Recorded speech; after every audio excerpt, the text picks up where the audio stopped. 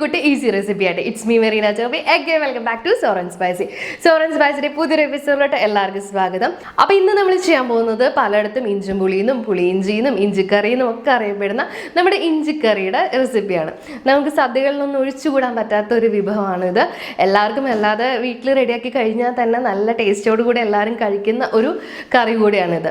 അപ്പോൾ നമുക്ക് നോക്കിയാൽ ഇത് എങ്ങനെയാണ് വളരെ ഈസി ആയിട്ട് നമുക്ക് റെഡിയാക്കി എടുക്കാമെന്ന്. അപ്പോൾ ഇഞ്ചിക്കറി റെഡിയാക്കി എടുക്കാൻ വേണ്ടിയിട്ട് ആവശ്യമുള്ള കാര്യങ്ങൾ എന്തൊക്കെയാണെന്ന് നോക്കാം. ഞാനിവിടെ 1 കപ്പ് ഇഞ്ചി പൊടിയായിട്ട് അരിഞ്ഞെടുത്തിട്ടുണ്ട്. ഇതിൻ്റെ അകത്ത് വളരെ പൊടിയായിട്ടാണ് നമ്മൾ അരിഞ്ഞെടുക്കുന്നത്.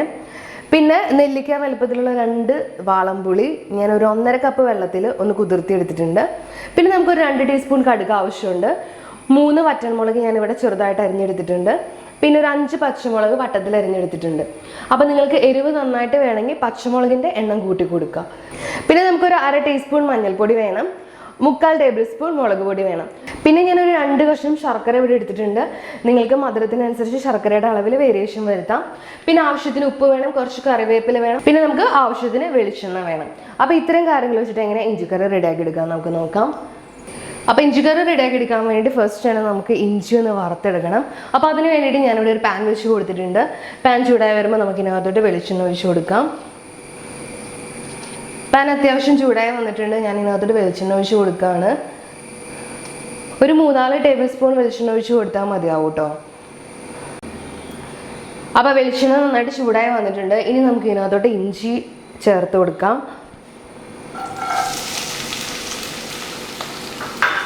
ഇനി നമുക്ക് ഇഞ്ചി നന്നായിട്ടൊന്ന് വറുത്തെടുക്കണം. ഇഞ്ചിയിൽ ആ വെള്ളാംശമൊക്കെ നന്നായിട്ട് പോയിട്ട് ഇഞ്ചി കരിയാതെ ഒരു ക്രിസ്പി ആയിട്ട് വരുന്നവരെ നമുക്ക് നന്നായിട്ടൊന്ന് വറുത്തെടുക്കാം.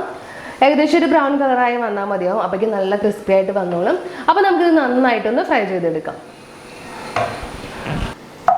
അപ്പോൾ ഇഞ്ചി ഞാനിവിടെ നന്നായിട്ട് വറുത്തെടുത്തിട്ടുണ്ട്. കരിഞ്ഞൊന്നും പോവാതെ നല്ല ക്രിസ്പി ആയിട്ട് വന്നിട്ടുണ്ട്. നമ്മൾ ഇഞ്ചി വറുത്ത് കഴിഞ്ഞപ്പോൾ അതിൻ്റെ ക്വാണ്ടിറ്റി ഒക്കെ നന്നായിട്ട് കുറഞ്ഞ് ഒന്ന് ചുങ്ങി പോയിട്ടുണ്ട്. ഇനി നമുക്കിത് വേറൊരു പാത്രത്തിലോട്ടൊന്ന് കോരി മാറ്റാം. അപ്പോൾ ഞാനൊരു പാത്രത്തിലോട്ടൊന്ന് കോരി മാറ്റാണ്.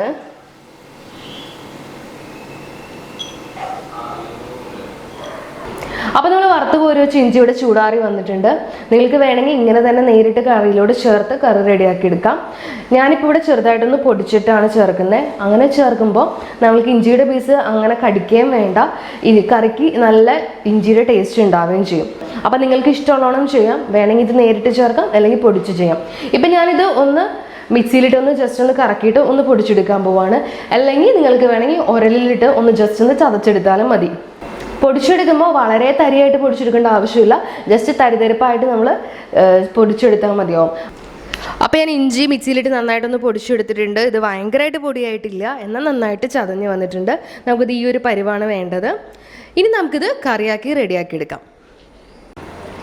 അപ്പോൾ കറി റെഡിയാക്കി എടുക്കാൻ വേണ്ടിയിട്ട് നമ്മൾ ഇഞ്ചി വറുത്ത് കോരി അതേ വെളിച്ചെണ്ണയും അതേ പാൻ തന്നെയാണ് ഞാൻ യൂസ് ചെയ്യുന്നത്. അപ്പോൾ ഇതൊന്ന് ചൂടായി വരുമ്പോൾ നമുക്ക് കടുകിട്ട് ഒന്ന് പൊട്ടിച്ചെടുക്കാം. അപ്പോൾ വെളിച്ചെണ്ണ നന്നായിട്ട് ചൂടായി വന്നിട്ടുണ്ട്. ഇനി നമുക്ക് ഇതിനകത്തോട്ട് കടുക് ഇട്ട് കൊടുക്കാം.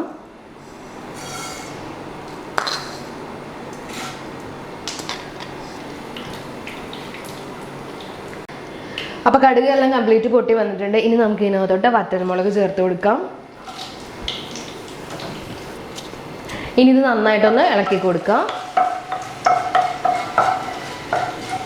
അപ്പോൾ മുളകിൻ്റെ കളറൊക്കെ ഒന്ന് മാറി വന്നിട്ടുണ്ട്. ഇനി നമുക്ക് ഇതിനകത്തോട്ട് പച്ചമുളക് ചേർത്ത് കൊടുക്കാം.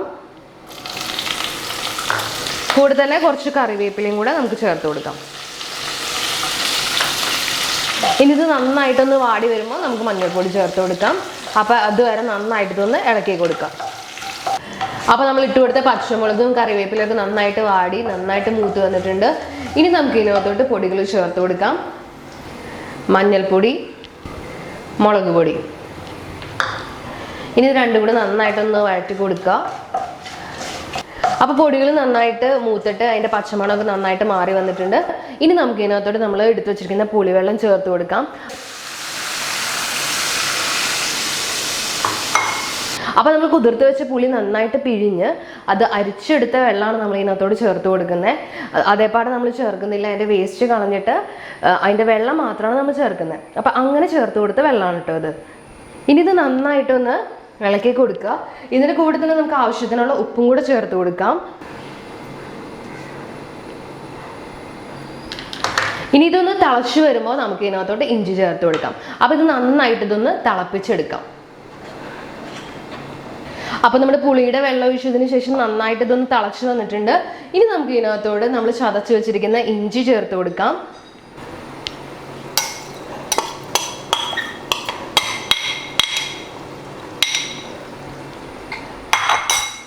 എന്നിട്ട് നന്നായിട്ട് ഇതൊന്ന് ഇളക്കി കൊടുക്കുക.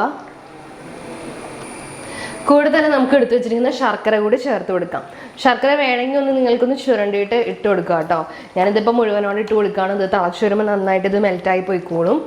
ഇനി ഇത് കിടന്ന് നന്നായിട്ട് ഇത് കറി ഒന്ന് കുറുകി വരണം.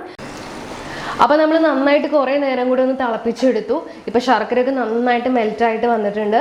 ആ പുളിവെള്ളം ശർക്കരയെ കൂടി നന്നായിട്ട് മിക്സായിട്ട് നന്നായിട്ട് തിളച്ച് വന്നു കഴിഞ്ഞപ്പോൾ കറി നന്നായിട്ട് കുറുകി വന്നിട്ടുണ്ട്. കണ്ടാൽ തന്നെ മനസ്സിലാവും നല്ല കുറുകിയാണ് കറി ഇരിക്കുന്നത്. നല്ല കറുത്ത കളറും ആയിട്ടുണ്ട്. അപ്പം ഞാനിതിപ്പോൾ ഫ്ലെയിം ഓഫ് ചെയ്യുകയാണ്. ഇപ്പോൾ ഇവിടെ നന്നായിട്ട് കുറുകി വന്നിട്ടുണ്ട്. പിന്നെ നിങ്ങൾക്ക് മധുരം വേണമെങ്കിൽ മധുരം അഡ്ജസ്റ്റ് ചെയ്യാം, പുളി വേണമെങ്കിൽ പുളി അഡ്ജസ്റ്റ് ചെയ്യാം. മധുരം വേണമെങ്കിൽ കുറച്ചും കൂടി ശർക്കര ഈ സമയത്ത് ഇട്ട് കൊടുത്താൽ മതിയാവും. പുളി വേണമെങ്കിൽ കുറച്ചും കൂടി പുളിവെള്ളം ഇതിനകത്തോട് ചേർത്ത് കൊടുത്താലും മതിയാവും. അപ്പോൾ നിങ്ങളുടെ ഇഷ്ടത്തിനനുസരിച്ച് പുളിയും മധുരമൊക്കെ തീരുമാനിക്കാം. അപ്പോൾ ഇത്രയേ ഉള്ളൂ നമ്മുടെ ഇഞ്ചി കറി. വളരെ ടേസ്റ്റിയാണ്, വളരെ എളുപ്പത്തിൽ നമുക്ക് റെഡിയാക്കി എടുക്കാം. അപ്പോൾ എല്ലാവരും ഇഞ്ചി കറി ഉണ്ടാക്കുമ്പോൾ ഇങ്ങനെ ഒന്ന് ട്രൈ ചെയ്ത് നോക്കുക. അപ്പോൾ കണ്ടില്ലേ വളരെ പെട്ടെന്ന് എങ്ങനെ നമ്മൾ ഇഞ്ചി കറി റെഡിയാക്കി എടുക്കുന്നതെന്ന്. അപ്പോൾ വളരെ ടേസ്റ്റിയാണ്, നമുക്ക് എല്ലാവർക്കും വളരെ ഇഷ്ടമുള്ള ഒരു കറിയാണ്. മധുരം പുളിയൊക്കെ ഉള്ളതുകൊണ്ട് തന്നെ എല്ലാവർക്കും തന്നെ കഴിക്കാൻ വളരെ ഇഷ്ടമുള്ളതാണ്. പിന്നെ മധുരത്തിൻ്റെ അളവും പുളിയുടെ അളവൊക്കെ ഓരോരുത്തരുടെ ഇഷ്ടത്തിനനുസരിച്ച് കൂട്ടിയും കുറച്ചൊക്കെ കൊടുക്കാം. മധുരം ഇഷ്ടമുള്ളവർക്ക് കൂടുതൽ ശർക്കര ആഡ് ചെയ്ത് നല്ല മധുരത്തിൽ കഴിക്കാം. അതേപോലെ തന്നെ പുളിയും നമുക്ക് അളവിൽ വേരിയേഷൻ വരുത്താം. അപ്പോൾ എല്ലാവരും ഇഞ്ചിക്കറി ഇങ്ങനെ ഒന്ന് ട്രൈ ചെയ്ത് നോക്കുക. എല്ലാവർക്കും എന്തായാലും ഇഷ്ടപ്പെടും. പിന്നെ നിങ്ങൾ ഈ ചാനൽ ഇതുവരെ സബ്സ്ക്രൈബ് ചെയ്തിട്ടില്ലെങ്കിൽ ഒന്ന് സബ്സ്ക്രൈബ് ചെയ്തോളൂ കേട്ടോ. പിന്നെ തൊട്ടടുത്ത് കാണുന്ന ബെല്ലൈക്കണും കൂടെ ഒന്ന് ക്ലിക്ക് ചെയ്യുകയാണെങ്കിൽ ഞാൻ പുതിയ വീഡിയോസ് ഇടുമ്പോൾ നിങ്ങൾക്ക് നോട്ടിഫിക്കേഷൻ കിട്ടും. പിന്നെ വീഡിയോ ഇഷ്ടപ്പെട്ട് ലൈക്ക് ചെയ്യുക, ഷെയർ ചെയ്യുക, കമൻറ്റ് ചെയ്യുക. അപ്പോൾ നമുക്കിനി അടുത്ത വീഡിയോയിൽ വേറൊരു റെസിപ്പി ആയിട്ട് കാണാം. Bye bye.